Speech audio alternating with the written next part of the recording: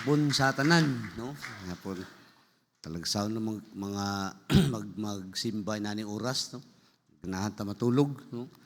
And salamat sa Dios sa privilege, Pastor, sa gihatag nimo. Salamat sa event, no? Talagsa lang simbahan nga mag-event og Soul Winner Sunday. Talagsa ra gyud. So dili lisod sa isa ka speaker magwali Soul Winner Sunday kung ang church nag-exercise og soul winning. Pinakalisod jud magtudlo ka kung wa pag yun sila nakadungog. Kay lisod jud gana. So very easy sa church like this kay nag-exercise na sa tuwa. Sige na natog buhaton. Mura na linig review, nag-rewind na lang ni sa tuwa. So a blessing to be here nato ang pattern karon. So ready na ta. Makadaog ka lang. Amen. So open your Bible in the book of 2 Thessalonians karon sa ato ang Bible nato 2 Thessalonians in God's word. 2 Thessalonians sa ato ang Bible verse number 8. 2 Thessalonians sa ato ang Bible karon nga hapon. I ask everyone to please stand sa ato ang pagbasa karon sa pulong sa Dios. Let's read verse 8 and 9. So many verses tan-aw nato from the scriptures today. Ang ato ang katapusan nga wali sa atong Soul Winner Sunday, and may the Lord bless us. The Bible says 2 Thessalonians 1:8 in flaming fire. Wala gyud diri sa atua nga nalipay siya, nga nasunog siya. Wala gyud kakitag nagkatawa siya, nasunog siya. In flaming fire, taking vengeance on them that know not God, and that obey not the gospel of our Lord Jesus Christ. Verse number 9, kitang tanan ready, loud and clear, read. Who shall be punished with everlasting destruction from the presence of the Lord and from the power of His glory. Imagine nimo, ilabay siya everlasting destruction from the presence of the Lord. Alam ko ipangutana sa inyo, what if wala naabot sa tua ang gospel? What if ba? Asa kataron? What if katong nag-share sa tua nagtinapol? Wala po naabot sa tua. Hapit na unta or niuli siya. Or wala sa gitagaag privilege sa Dios ni abot sa tuwa, daghang posibleng mahitabo. So ang atong desire karon nga hapon ato ang mensahe, win the lost while we can. Okay? Win the lost while we can. Magampo ta amahan na langit nun karon Lord nga hapon among itugyan among panimbahon sa imuha. Salamat o Dios sa perbiliyo nga makaapil mi o maka-witness sa Soul Winner Sunday sa Pigarangan Bible Baptist Church. Salamat kay Pastor Ray, yung family, Ma'am Jima, kay Ma'am GR, Marindel, si Ramam, and the staff and the members here striving together for the faith of the gospel. Salamat Lord sa ilang heart.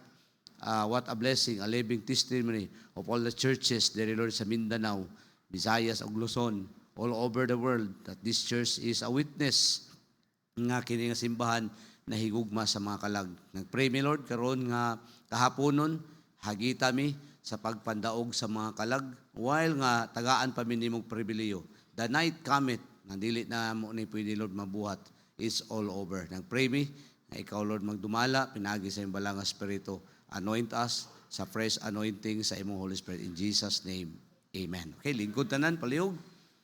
Imagine ako nalang ko gihuna-una in my own little way. I started winning souls at age 19 years old. Share ko gospel. So few verses I know. I know John 3:16. I memorized a bit. Some I forgot. I memorized Romans 3:10. Sometimes magbaliktad-baliktad. Romans 3:23, Romans 6:23.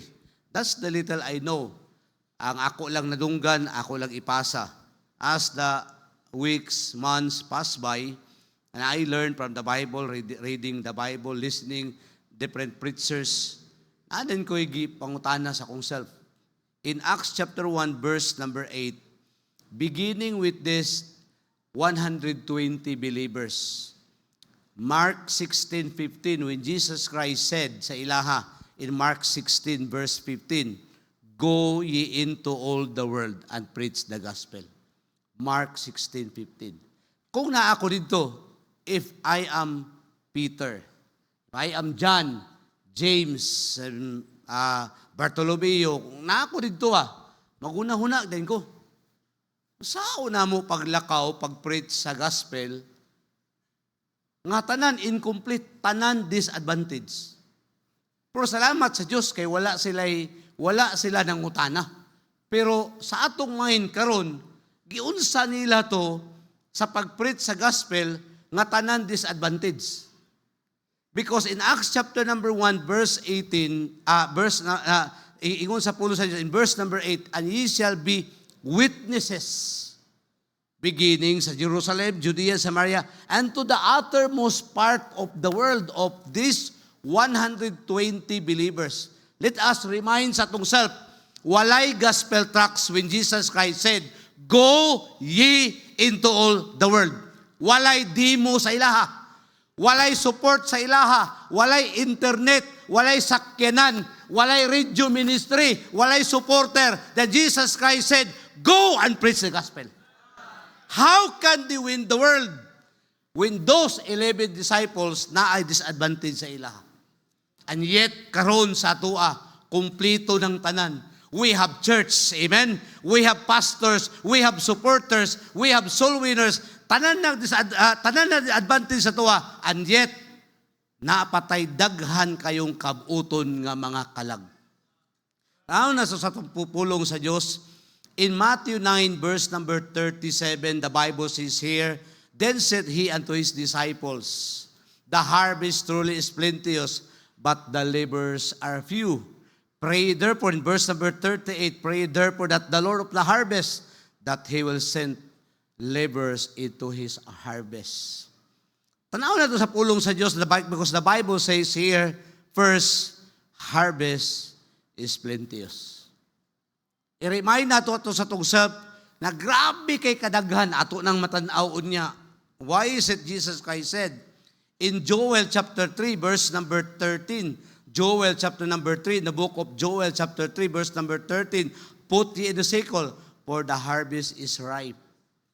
That's what the Bible says here. In John 4, verse number 35, Jesus Christ said in John 4, say not ye, there are yet 4 months and cometh harvest. Behold, I say unto you, lift up your eyes and look on the field, they are white and already to harvest.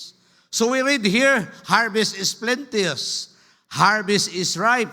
Harvest is already white already.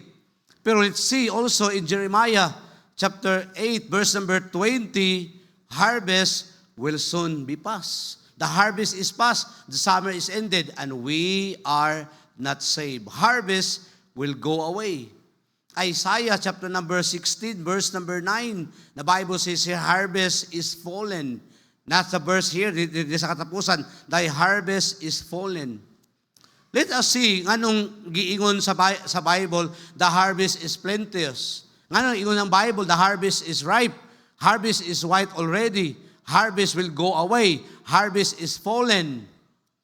Mo na ang challenge sa tuwa karon all over the world. We can see those harvest is already white. We can see the harvest is plenteous. We can see the harvest. Something basit dili na nato maabot. We cannot go to Vietnam. We cannot go to Saudi Arabia. We cannot go to Congo. But somebody go there because that's part of the harvest. Let us see some notable information aron masabtan nato what this means is all about. There are 8.3 billion people on the face of the earth. That's the harvest of 8.3 billion on the face of the earth. Na ay mga sikta, na ay mga grupo nga wala sa tuwa, just like Taoism, just like Hinduism, just like some of those sect nga wala sa tuwa. Look at those harvests. The Islam is rapidly growing right now. Their average right now is 1.5 billion people, Islam all over the world.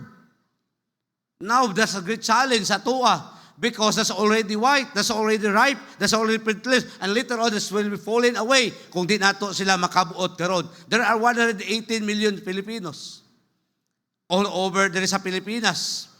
27 million in the island of Mindanao. In the Mindanao Island lang karon. So, muna ang ato ang challenge in our lifetime. In Lanao del Norte area, almost 800,000 people. Don't you know sa ato ang simba kaganina og karon, every day, every hour, there are at least 6,500 to 7,000 people die every hour globally. Think about the what if that is your parents or friends, your brothers and sisters, nga wala naabot sa ilang gospel, and they die in hell forever. Forever. Forever. Forever. Wala na ni-replay ang January 25, 2026. Wa na ni-replay. Dili na ni pwedeng balikon kay nga naman, mahimong past is already. And yet, the harvest is plenteous. The harvest is ripe. And this day will be gone. Tonight. There are at least mga tao mamatay every day. 150 to 160,000 people die every day globally. 60 to 65 million people die every year. And think about that one. That is the harvest ang challenge sa tuwa. And Jesus Christ said, go and preach the gospel. Naabot sa tuwa 2,000 years ago, the 11 disciples listened to the Lord Jesus Christ, and Jesus Christ said, go and preach the gospel. No gospel tracts, no support, no mentor, no, wala na siya, wala tanan, wala advantage para sa ila, wala education, and yet Jesus Christ said, go and preach the gospel. Ug naabot sa tuwa. Why? They obey. We can testify the hand of God, we can testify the grace of God, and the heart sa kanaminaw ni Jesus Christ, preach the gospel. Imagine nimo, 8.3 billion people on the face of the earth. Kung pobre pa ang mga tao, maimperno pag yun.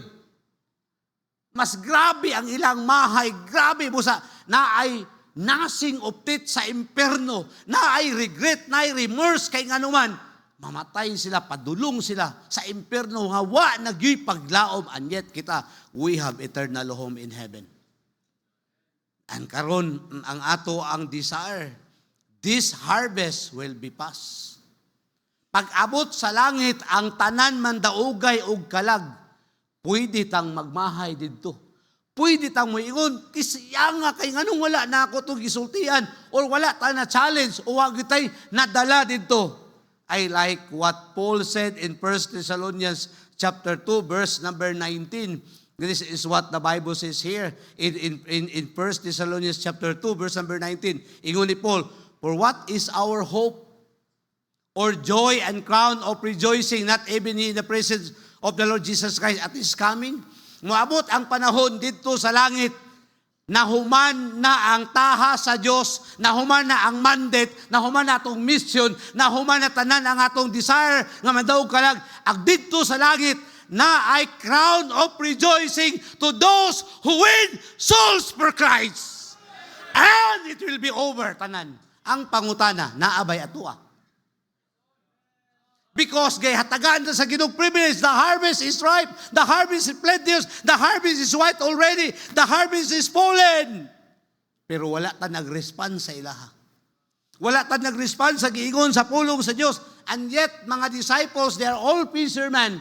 9 of them, ang ilang nahibalaan pagpangisda ra jud. Og ingon ni Jesus Christ, dili na mo fishers of fish, but fishers of men. Kung ako dito maingon, paunsa namong adto dito sa Samaria, paunsa namong adto dito sa Turkey, paunsa namong pakadto dito sa, wala sila idea. And yet, ingon Jesus Christ, go and preach the gospel. Og niabot sa imong balay. Somebody knock the door. Somebody pass out gospel tracts. Kaya nga naman, because of 11 disciples, nag-obey sila. Naabot sa to ang gospel.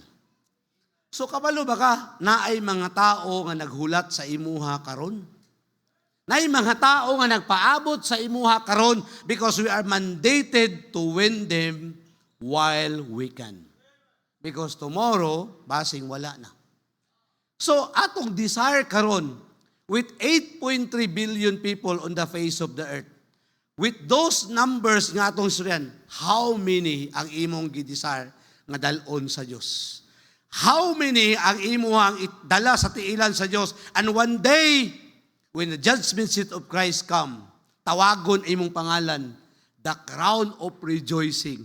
Nga ikaw ra gyud ang malipay, ikaw ra gyud ang mag-rejoice. And yet, ang uban, magringon siya, sayang nga atoy. Because the harvest is past. The harvest will go away. So win them while we can. You can win them tomorrow. You can win them Tuesday. You can win them Wednesday, Thursday, Friday, Saturday. We have that privilege. Pero desire sa imong kasing-kasing, I win this one. Kidding mga tao. So first of all, we must realize those 8.3 billion people on the face of the earth. Think about the harvest. Think about the ripe harvest. Think about the white. The harvest is already white. Ready na sila. Then think about this one. Win them at any cost. Win them at any cost. Amen? Win them at any cost. No matter what's the price, win them. Win them. Sometimes magsangyaw ta na ay mga disturbo. Sometimes magsangyaw ta gamiton ang mga bata, gamiton ang TV, gamiton ang cellphone, gamiton ang ilang mga rason. And yet, ang soul winners never get tired winning souls, never give up, never quit. Why? Win them at any cost. Paningkamuto nato kutob nga, di ta muli, hangtod di nato na madala sa tiilan sa Diyos. Never get tired, never quit.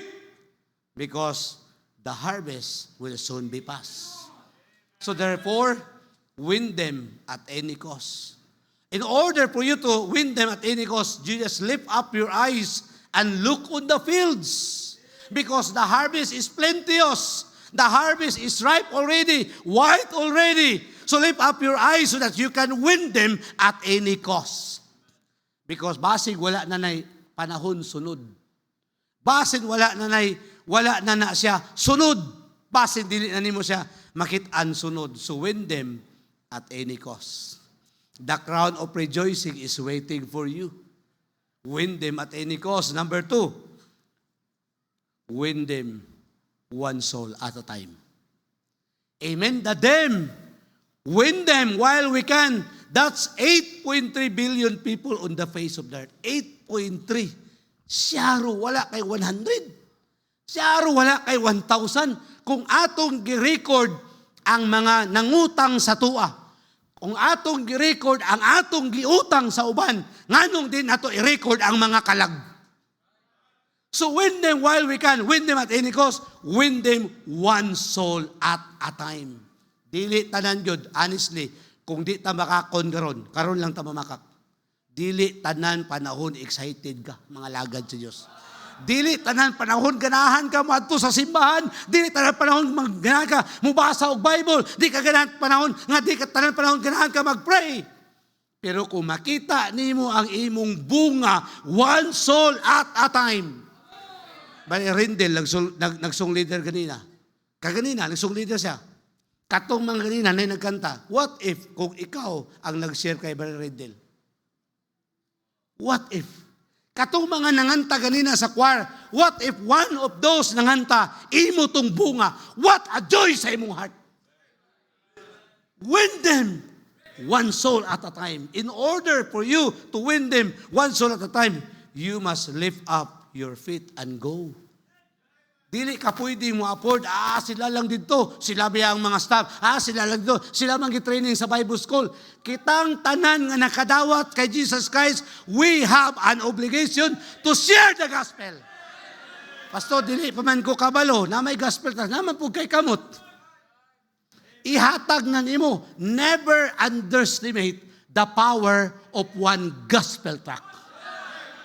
Never underestimate that one gospel tract. It takes eternity para sa ila.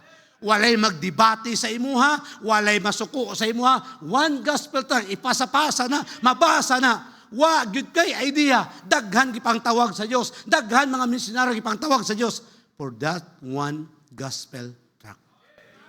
The author of Amazing Grace, John Newton, received the gospel tracts in the beer house. He received that gospel tracts iyang gibasa didto going dito sa beer house. Pag uli nila sa ilang balay, natauhan siya pagsakay sa barko, nabasa niya. And he wrote Amazing Grace. Wow! What a blessing, one gospel says, you must lift up your feet and go, because the harvest is white, the harvest is pure, ripe already, the harvest is plenteous. So, win them while we can. Win the lost while we can, because win them at any cost. Win them also one soul at a time.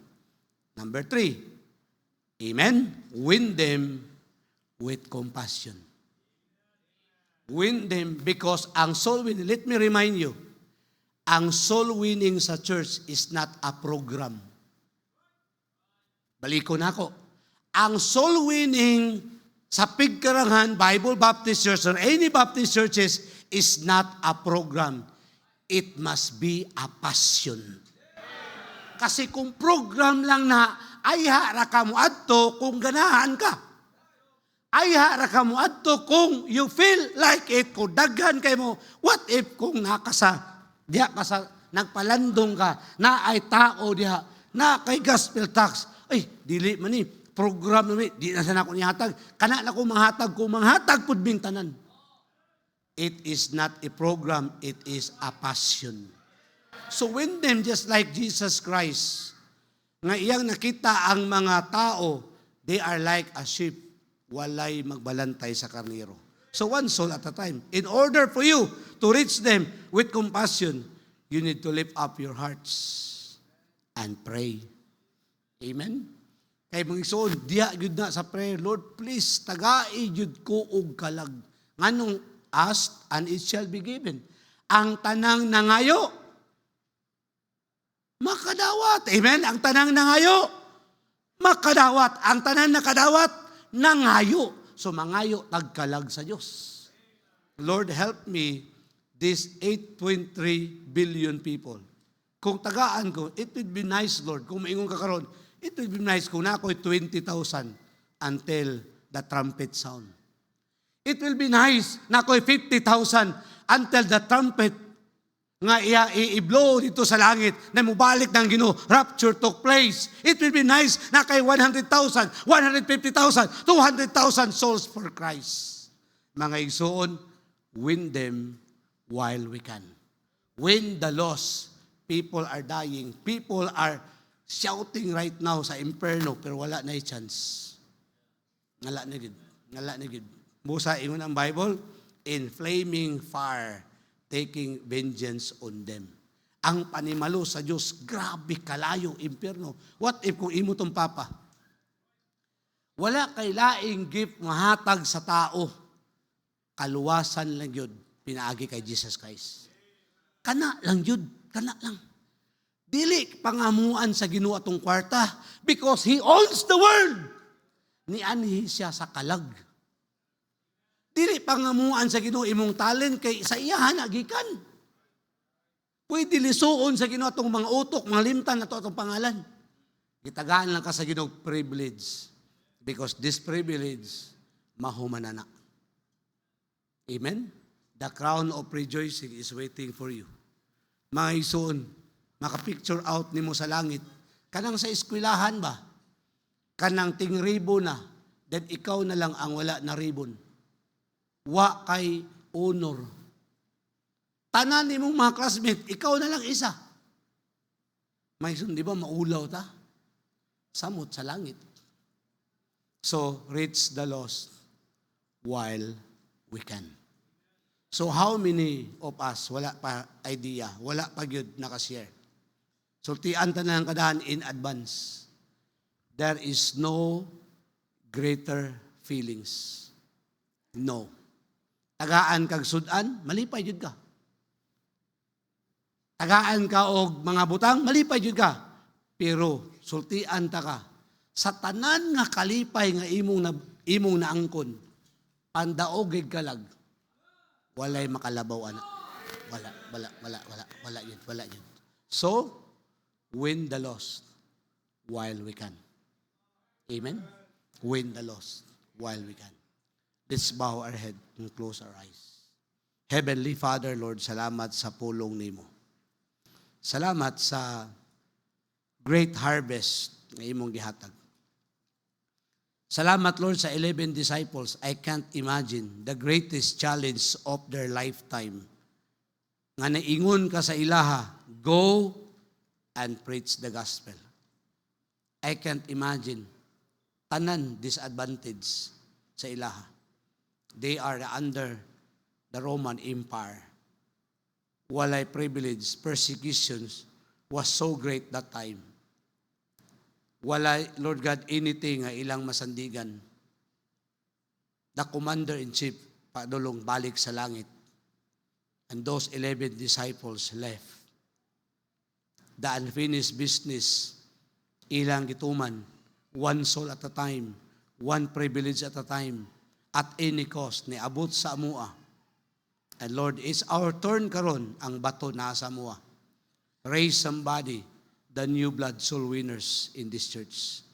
Salamat kay Pastor Ray sa desire niya, ma-challenge ang matag usa, madasig ang matag usa, malig-on ang matag usa sa pagpandaog sa mga kalag, kay mauna ang greatest challenge sa among lifetime karon.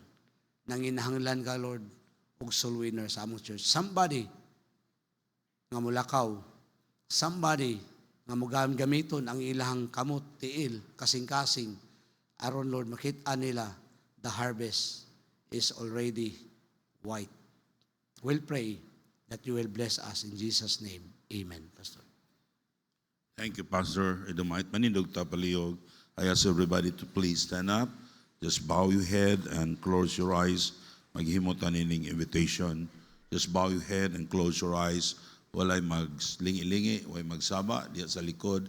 Please, parents, just control your children para dili makahimo og disturbo. While the piano will play very softly, win the lows while we can. But first of all, I will ask yourself, are you saved? Kung wa ka kasiguro sa imong kaluwasan, dawata si Kristo mintras makahimo pa ka. Dili tanang panahon we can accept Christ as your Lord and Savior. When you die, there's no more time to be saved. But today is the day of salvation. The gift of God gi-offer sa Ginoo nimo as a free gift. Dili ta kaluwas sa atong kaugalingon. The Bible says, we are all sinners. We are all sinners and come short of the glory of God. All have sinned and come short of the glory of God. Ang pangutana, nakasiguro ba ka kung mamatay ka, ang imong kalag padung sa langit? Maybe ingon ka, Pastor Ray, wala ko kasiguro. Wala ko masayod, doon na ba tayo mga bisita din nga wa pa masay. Ang kaluwasan naa ni Kristo. Jesus Christ, He died on the cross to save you. Ang ato lang paglaom nga atong madawatan nato si Jesus Christ. We don't have hope of eternal life without having the Lord Jesus Christ as the Lord and Savior. Maybe this afternoon, may yung ka, Pastor Ray, I know I'm not saved, but I want to be saved. Dawata si Jesus Christ karon nga imong maluluwas. It's the only way going to heaven. There's no other way. Your religion cannot save you. Your good works cannot save you. But only the Lord Jesus Christ, na ni Kristo, ang kinabuhing dayon. Maybe this afternoon, may Pastor, I want to be saved. Just raise your right hand. Mailan, ngay mo sang dawaton. Kinsay mo una? Ano na ba? Ayaw pag dumili, if the Holy Spirit nag-convex sa imong kasing-kasing, dawata si Kristo karon. You don't know, there's no other, wala na ilaing panahon pa nga dawato nimo si Kristo. What about diyang pagkamatay nimo, you realize that you are not saved because you are too careless. Nagunahuna ka, nga basin luwas na kukuha ka kasiguro, siguro ay imong kaluwasan, dawata si Kristo karon nga imong maluluwas. Why pag wala ka matao kung wa ka nimo madawati si Jesus Christ? Because if you don't have Christ in your heart, mamatay ka nga ang imong kalag itambog sa linaw nga kalayo. Mag-antos ka dito sa walay katapusan. Think about that. May mo singgit ka, somebody will help me, help me. Nobody can help you. But today, the Lord Jesus Christ, He can help you. He can save you. Maybe ka, Pastor, I want to be saved. Just raise your right hand. Come on, kasi muna. Ano na ba? Yes. There's one hand over there. Ano na ba ikadua? Ano na ikadua? Nakato nagpataas sa iyang kamot. O bisan wa ka magpataas sa imong kamot. Imong nabate, you are not saved. You want to accept Christ as your Lord and Savior. Right there, while you're standing. Sunod din nga pag-ampo nga akong pagahimuon. Sunod din nga pag-ampo. If you want to open your heart and accept Christ as your Lord and Savior, sunod din nga pag-ampo. Ginoong Hesus, salamat kaayo sa imong pagpakamatay sa cross. Pasaylo ako sa akong mga sala. Ako kang dawaton karon na akong maluluwas. Please come to my heart and save me. Kung nisunod ka sa pag-ampo, imong gidawat si Jesus Christ. O ang Biblia, dili siya mamakak. The Word of God is true. Today, nahimo kang anak sa Diyos. Ang tanan nga midawat kaniya, tanan nga mituo siya ngalan, kanila nagahatag sa kagahom sa pagkahimong anak sa Diyos. John chapter 1, verse 12. But I will extend this invitation sa mga Kristohanon. Christian, we know nga hapit na mubalik ang Ginoo. Our time is precious. Maybe you don't care about the salvation of your loved ones. Maybe you don't care the salvation sa imong mga igsoon, ginikanan, mga amigo. But this afternoon, ang Ginoo nagigsulti kanimo. Will you come, kneel down to the altar and say, Lord, help me that I can share your word. I can able to explain the simple plan of salvation ng kaluwasan na ni Kristo. Dapat ilang dawaton si Jesus Christ ngaylang maluluwas. Come on, just kneel down to the altar. Now, Christian, whatsoever your profession, you need to be a soul winner. If you are a businessman, you need to be a soul winner. If you are a farmer, you need to be a soul winner. If you are a teacher, you need to be a soul winner. Learn to share the gospel. That's the greatest profession ever in this world. Walay makatupong sa kadako, sa kanindot nga trabaho sa ka mga abigo kalag. Can you imagine in heaven forever and ever makita nimo ang imong mga bunga gagigamit ka sa Ginoo? Dili kita mo nagluwas sa tao. It is the Lord Jesus Christ. Our part is to share the gospel. Because Pastor, they don't believe me. No. Yes, they don't believe me. But because of the power of the Holy Spirit, they will believe the gospel. The gospel has the power to save. Our Heavenly Father, thank you so much, Lord, for the challenge na among nadungog gikan sa imong pulong. Win the lost while we can. Lord, thank you, God, sa mga Kristohanon. They are continue winning souls. Bisan sa ilang kabisi, you know. Lord, bless these people, O God, that they invest so much, their time, their money, for the sake of the gospel. Lord, tabangin sila, panalanginin sila spiritually and materially. Lord, I know the devil is working against them, against us, O God. Lord, protect us. Lord, tagay mi kaalam to escape all the tanan nga mga pagsulay sa among kinabuhi. Lord, tabangi kami. Without your grace, O God, we are nothing. Lord, I cannot leave this world without your help, without your grace, without your wisdom. Lord, tabangi kami. Panalanginin yung mga tao, they came forward. They prayed, you know, God, what is in their hearts. Lord, bless them. In Jesus' name I pray. Amen. Thank you.